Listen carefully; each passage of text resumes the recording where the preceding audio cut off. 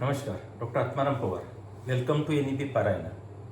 आज का एपिसोड है 26 कॉन्सेप्चुअल टीचिंग लर्निंग। तो एक क्वेश्चन था कि what type of questions are in the examinations are useful for proper evaluation.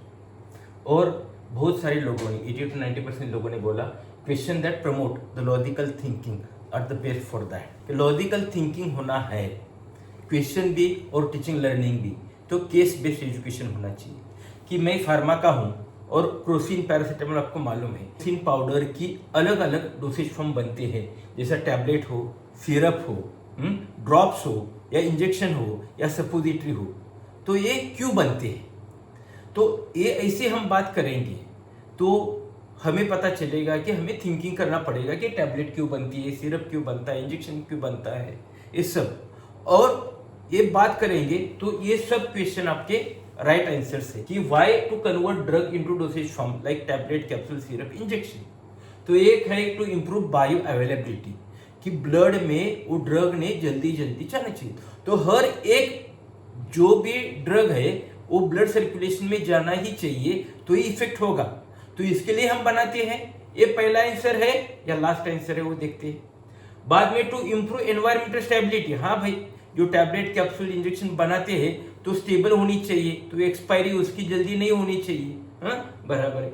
Ease of administration by particular route, मुझे ओरली देना है तो मैं इजीली सॉल्व कर सकता हूँ। मैं टॉपिकली लगा सकता हूँ कि कौन से रूट से मुझे टॉपिकली लगाना है स्किन पे, तो मैं कौन सा डोसेज फॉर्म बनाऊँ। ओरली देना है तो कौन सा डोसेज फॉर्म देना हो।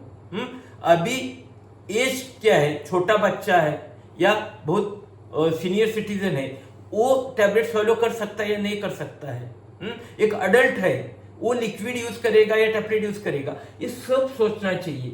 ईज ऑफ मैन्युफैक्चरिंग, कि आज स्टेराइल डोसेज फॉर्म सिंपल आप सलाइन देके तो बहुत सिंपल है, उसमें सोडियम क्लोराइड का सोल्यूशन है, मगर मैन्युफैक्चरिंग कॉम्प्लेक्स है क्योंकि वो स्टेराइल है, उसमें माइक्रो ऑर्गेनिज्म का कंटेमिनेशन नहीं होना चाहिए, तो वो भी देखना चाहिए। To improve acceptance by patient, मुझे ओरल लेना है तो बिटर नहीं होना चाहिए, स्मेल अच्छा चाहिए। तो इंजेक्शन पसंद है क्या? लोगों को इंजेक्शन पसंद नहीं है, तो एक्सेप्टेंस है, सेफ्टी है उसकी।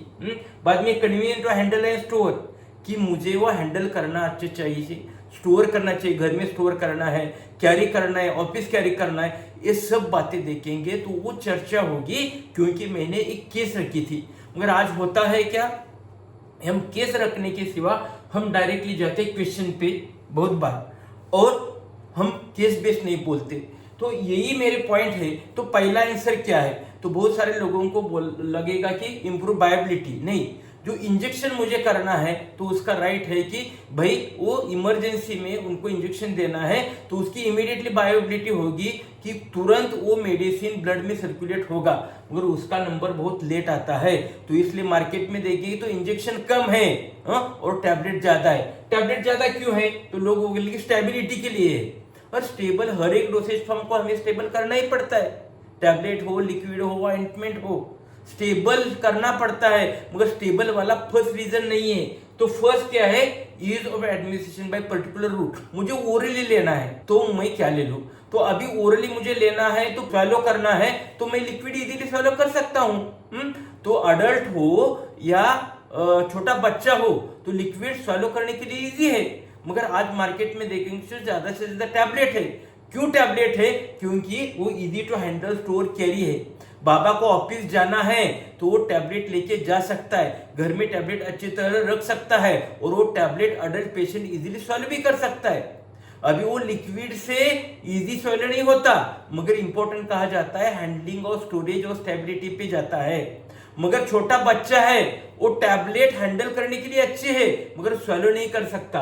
तो पहला क्वेश्चन जाता है convenient to administer by particular route, कितना डिस्कशन बनता है। यूज ऑफ मैन्युफैक्चरिंग, ठीक है, tablet is easy then the liquid, और उसे भी स्टेरल डोसेज फ्रॉम इंजेक्शन से बहुत इजी है। मगर ये पहली चॉइस नहीं है। पहली चॉइस है कि वो पेशेंट इजीली ले सकता है या नहीं ले सकता है। इजीली लेना चाहिए, ब्लड में जाना चाहिए, बाद में स्टेबल चाहिए, और बाद में उसका मैन्युफैक्चरिंग भी अच्छा होना चाहिए, एक्सेप्टेंस चाहिए। तो मुझे ओरल लेना है तो मेरा टेस्ट है, फ्लेवर है, ये सब है।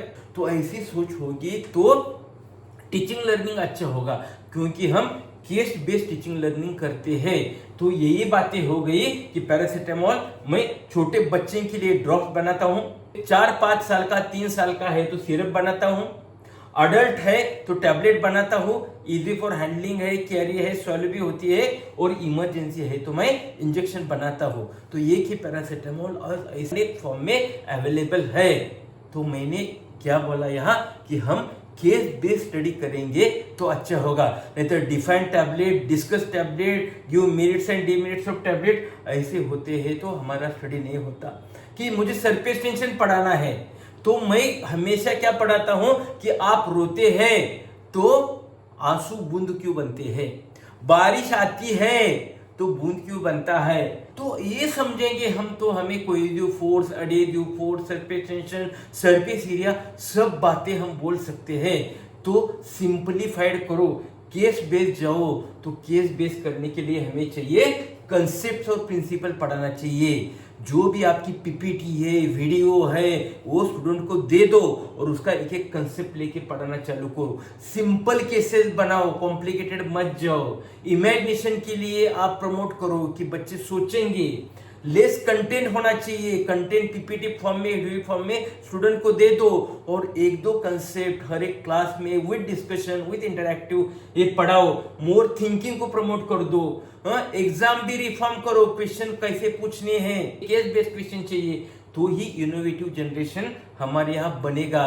नहीं तो सिर्फ मार्क्स वाली और क्लासेस वाली, कोचिंग क्लासेस वाली ये इंडिया आगे तो नहीं चलेगी और एनईपी का कंसेप्ट वो नहीं है। तो आज फीडबैक है मेरे पास कि गट्टानी सर है नांदेड़ के, वो बोलते इंफॉर्मेटिव। यहाँ अक्षय खांडके है, हमारे पीसीपी का है, 2 सीरीज के बारे में बोलते हैं, बहुत अच्छी सीरीज है।